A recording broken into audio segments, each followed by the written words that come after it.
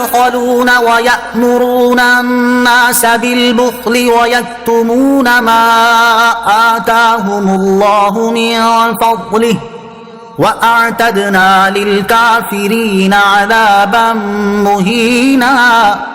ترجمہ: وہ لوگ جو خود بخل کرتے ہیں اور دیگر لوگوں کو بخل کا کہتے ہیں، اور اللہ نے جو انہیں اپنے فضل سے دیا ہے اسے چھپاتے ہیں، ان کے لیے شدید وعید ہے، اور کافروں کے لیے ہم نے ذلت کا عذاب تیار کر رکھا ہے۔ الذین یبخلون، وہ لوگ جو خود بخل کرتے ہیں۔ لغت عرب میں بخل سے مراد یہ ہے کہ اللہ تعالیٰ نے اپنے فضل سے جو مال دیا اس میں سے سائل کو نہ دینا، اور بخل کی شرعی تعریف یہ ہے کہ جو چیز ذمے میں واجب ہو اسے ادا نہ کرنا۔ صدر الفاضل مولانا نعیم الدین مراد آبادی علیہ رحمۃ اللہ الہادی فرماتے ہیں، بخل یہ ہے کہ خود کھائے دوسرے کو نہ دے، شح یہ ہے کہ نہ کھائے نہ کھلائے، سخا یہ ہے کہ خود بھی کھائے اور دوسروں کو بھی کھلائے، اور جود یہ ہے کہ آپ نہ کھائے دوسرے کو کھلائے۔ یہاں بخل سے مراد یہ ہے کہ نبی اکرم علیہ الصلوۃ والسلام کے توریت میں مذکور اوصاف بیان کرنے میں بخل کرنا اور اس کا حکم دینا۔ شان نزول: یہ آیت ان یہودیوں کے بارے میں نازل ہوئی جو توریت میں مذکور سید المرسلین صلی اللہ تعالی علیہ وسلم کے اوصاف بیان کرنے میں بخل کرتے اور چھپاتے تھے۔ ایک قول یہ ہے کہ اس سے مراد مال خرچ کرنے میں بخل کرنا ہے۔ حضرت ابو سعید خدری رضی اللہ تعالیٰ عنہ سے روایت ہے، سرور عالم صلی اللہ تعالی علیہ وسلم نے ارشاد فرمایا، دو خصلتیں کسی مومن میں جمع نہیں ہو سکتی، بخل اور بدخلقی۔ تنبیہ: اس سے موجودہ زمانے کے ان علماء کو عبرت حاصل کرنی چاہیے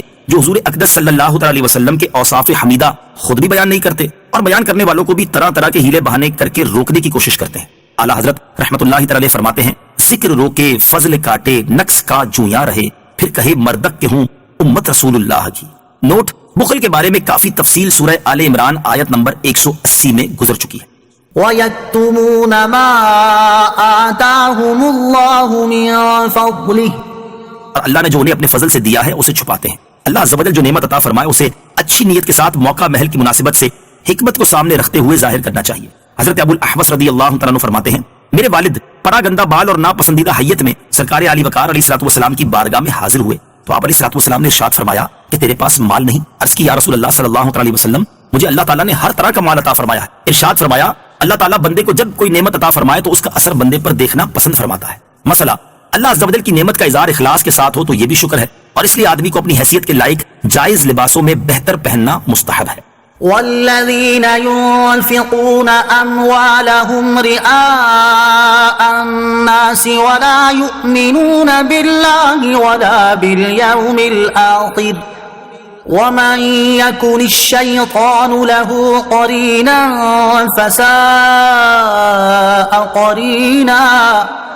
ترجمہ: اور وہ لوگ جو اپنے مال لوگوں کے دکھاوے کے لیے خرچ کرتے ہیں اور نہ اللہ پر ایمان لاتے اور نہ ہی آخرت کے دن پر، تو ان کے لیے شدید وعید ہے، اور جس کا ساتھی شیطان بن جائے تو کتنا برا ساتھی ہو گیا۔ والذین ينفقون اموالهم رئاء الناس، اور وہ لوگ جو اپنے مال لوگوں کے دکھاوے کے لیے خرچ کرتے ہیں۔ بخل کی برائی بیان فرمانے کے بعد اب ان لوگوں کے بارے میں بتایا جا رہا ہے کہ جو محض دکھاوے اور شہرت کے لیے مال خرچ کرتے ہیں اور اللہ عز و جل کی رضا کا حصول ان کا مقصد نہیں ہوتا۔ یہ بھی اسی حکم میں داخل ہیں جو اوپر گزرا۔ ریاکاری کی مذمت: اس سے ان لوگوں کو عبرت پکڑنی چاہیے کہ جو نیک کاموں میں لاکھوں روپے خرچ کرتے ہیں لیکن مقصد صرف واہ واہ کروانا ہوتا ہے، بکثرت خیرات کرتے ہیں لیکن ساتھ ہی یہ شرط رکھتے ہیں کہ اخبار میں خبر اور تصویر ضرور آنی چاہیے۔ اسی طرح شادیوں کی فضول رسومات میں لاکھوں روپے اڑا دینے والے بھی عبرت حاصل کریں جو صرف اس لیے رسمیں کرتے ہیں کہ اگر یہ رسمیں بھرپور انداز میں نہ کی گئیں تو لوگ کیا کہیں گے، فلاں نے اتنا خرچ کیا تھا میں کیوں پیچھے رہوں وغیرہ۔ حضرت محمود بن لبید رضی اللہ تعالیٰ عنہ سے روایت ہے، تاجدار رسالت صلی اللہ تعالی علیہ وسلم نے ارشاد فرمایا، مجھے تم پر سب سے زیادہ شرک اصغر یعنی دکھاوے میں مبتلا ہونے کا خوف ہے۔ اللہ تعالیٰ قیامت کے دن کچھ لوگوں کو ان کے حساب کے وقت ارشاد فرمائے گا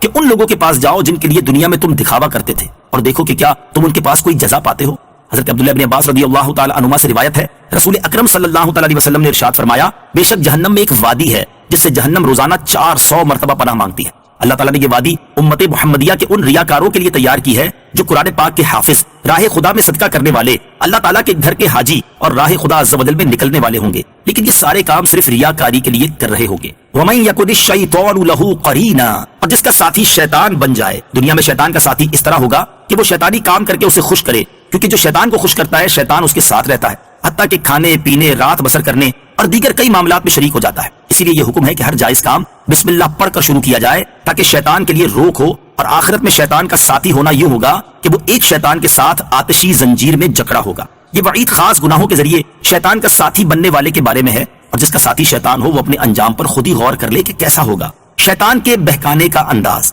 شیطان مختلف انداز سے انسان کو بہکانے اور اللہ تعالیٰ کی عبادت و فرما برداری کرنے سے روکتا ہے۔ جیسے شیطان پہلے انسان کو اللہ تعالیٰ کی اطاعت و عبادت سے روکتا ہے، اگر اللہ تعالیٰ انسان کو شیطان سے محفوظ کر لیتا ہے تو انسان شیطان کو یہ کہہ کر دور کر دیتا ہے کہ مجھے اللہ تعالیٰ کی اطاعت و عبادت کی بہت سخت ضرورت ہے، کیونکہ مجھے اس دار فانی سے آخرت کے لیے توشہ اور زیادہ راہ تیار کرنا بہت ضروری ہے کہ اس کے بغیر آخرت کا سفر ممکن نہیں۔ جب انسان شیطان کے اس مکر سے بچ جاتا ہے تو شیطان اسے اس طرح بہکانے اور گمراہ کرنے کی کوشش کرتا ہے کہ وہ اسے عبادت کرنے میں کاہلی اور سستی کا حکم دیتا ہے اور کہتا ہے کہ آج رہنے دو، کل کر لینا۔ اگر اللہ تعالیٰ انسان کو اس سے بھی محفوظ کر لیتا ہے تو وہ شیطان کو یہ کہہ کر ٹھکرا دیتا ہے کہ میری موت میرے قبضے میں نہیں، نیز اگر میں آج کا کام کل پر چھوڑوں گا تو کل کا کام کس دن کروں گا، کیونکہ ہر دن کے لیے ایک کام ہے۔ جب شیطان اس ہیلے سے بھی نا امید ہو جاتا ہے تو کہتا ہے کہ اے انسان، تم اللہ تعالیٰ کی عبادت جلدی جلدی کرو تاکہ فلاں کام کے لیے فارغ ہو سکو۔ اگر اللہ تعالیٰ انسان کو اس ہیلے سے بھی بچا لے تو انسان شیطان کو یہ کہہ کر دفع کر دیتا ہے کہ تھوڑی اور کامل عبادت زیادہ مگر ناقص عبادت سے کہیں بہتر ہے۔ اگر شیطان اس ہیلے میں بھی ناکام و نامراد ہو جاتا ہے تو وہ انسان کو ریاکاری کے ساتھ عبادت کرنے کی ترغیب دیتا اور اسے ریاکاری میں مبتلا کرنے کی پوری کوشش کرتا ہے۔ اگر انسان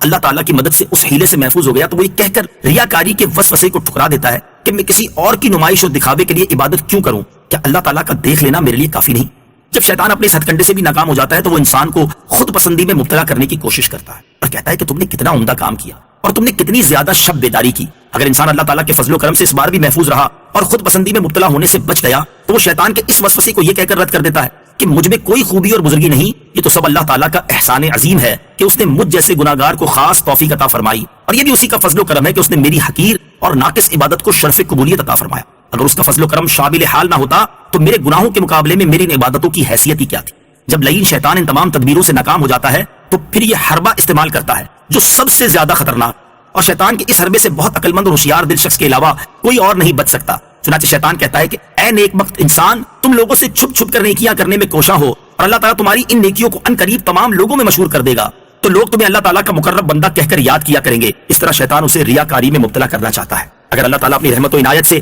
انسان کو شیطان کے اس حربے سے بھی محفوظ فرما دے تو وہ شیطان کو یہ کہہ کر ذلیل و خوار اور نامراد کر دیتا ہے کہ اے ملعون، ابھی تک تو میرے پاس میرے اعمال کو فاسد و بیکار کرنے آیا کرتا تھا، اور اب ان اعمال کی اصلاح و درستی کے لیے آتا ہے تاکہ میرے اعمال کو بالکل ختم کر دے۔ چل دفع ہو جا، میں اللہ تعالیٰ کا بندہ ہوں، وہی میرا آقا و مولا ہے، میں اپنی نیکیوں کی شہرت کا مشتاق اور طلبگار نہیں ہوں۔ میرا پروردگار چاہے میرے اعمال ظاہر و مشہور کر دے، چاہے پوشیدہ رکھے، چاہے مجھے عزت و مرتبہ عطا فرمائے، چاہے مجھے ذلیل و رسوا کر دے، سب کا سب اسی کے قبضہ قدرت میں ہے۔ مجھے اس کی کوئی پرواہ نہیں کہ وہ لوگوں کے سامنے میرے اعمال کا اظہار فرمائے یا نہ فرمائے، انسانوں کے قبضے میں کوئی چیز نہیں ہے۔ اگر انسان شیطان کے اس وار سے بھی بچ جائے تو وہ انسان کے پاس آ کر کہتا ہے کہ تجھے اعمال کرنے کی کیا ضرورت ہے، کیونکہ انسان کے نیک اور بد ہونے کا فیصلہ تو روز اول میں ہو چکا ہے۔ اس دن جو برا ہو گیا وہ برا ہی رہے گا، اور جو اچھا اور نیک ہو گیا وہ نیک ہی رہے گا۔ اس لیے اگر تجھے نیک بخت پیدا کیا گیا ہے تو اعمال کو چھوڑنا تمہارے لیے نقصان دہ نہیں، اور اگر تجھے بد بخت و شقی پیدا کیا گیا ہے تو تمہارا عمل تمہیں کوئی فائدہ نہیں پہنچا سکتا۔ اگر اللہ تعالیٰ نے اپنے فضل و کرم سے انسان کو شیطان کے اس وار سے بچا لیا تو انسان شیطان مردود سے یوں مخاطب ہوتا ہے کہ میں تو اللہ تعالیٰ کا بندہ ہوں، اور بندے کا کام یہ ہے کہ وہ اپنے آقا و مولا کے احکام بجا لائے، اور اللہ تعالیٰ سارے جہان کا پروردگار ہے، جو چاہتا ہے حکم کرتا اور جو چاہتا ہے کرتا ہے۔ یقیناً اعمال میرے لیے فائدے مند ہیں، کسی صورت میں بھی نقصان دہ نہیں ہو سکتے، کیونکہ اگر میں اللہ تعالیٰ کے علم میں نیک بخت ہوں تو اللہ تعالیٰ کی بارگاہ میں زیادہ ثواب کا محتاج ہوں، اور اگر خدا نہ خواستہ علم الہی میں میرا نام بدبختوں میں ہے تو بھی عبادت کرنے سے اپنے آپ پر ملامت تو نہیں کروں گا کہ اللہ تعالیٰ مجھے طاعت و عبادت کرنے پر سزا نہ دے گا، اور کم از کم اتنا تو ضرور ہے کہ نافرمان ہو کر دوزخ میں جانے سے فرما بردار ہو کر دوزخ میں جانا بہتر ہے۔ اور پھر یہ کہ سب محض احتمالات ہیں، ورنہ اس کا وعدہ بالکل حق ہے اور اس کا فرمان بالکل سچ ہے، اور اللہ تعالیٰ نے طاعت و عبادت پر ثواب عطا فرمانے کا بے شمار مقامات پر وعدہ فرمایا ہے۔ تو جو شخص اللہ تعالیٰ کی بارگاہ میں ایمان اور طاعت کے ساتھ حاضر ہوگا وہ ہرگز ہرگز جہنم میں داخل نہ ہوگا، بلکہ اللہ تعالیٰ کے فضل و کرم اور اس کے سچے و مقدس وعدے کی وجہ سے جنت میں جائے گا۔ لہذا اے لوگو، تم خواب غفلت سے بیدار ہو جاؤ، شیطان کے ہیلوں سے ہوشیار رہو، ہر وقت اللہ تعالیٰ سے مدد طلب کرتے رہو، اور شیطان مردود سے اسی کی پناہ مانگتے رہو، کیونکہ تمام معاملات اسی کے قبضہ قدرت میں ہیں اور وہی توفیق عطا فرمانے والا ہے۔ گناہوں سے بچنے اور طاعت و عبادت کرنے کی طاقت اللہ تعالیٰ کی توفیق سے ہی ملتی ہے۔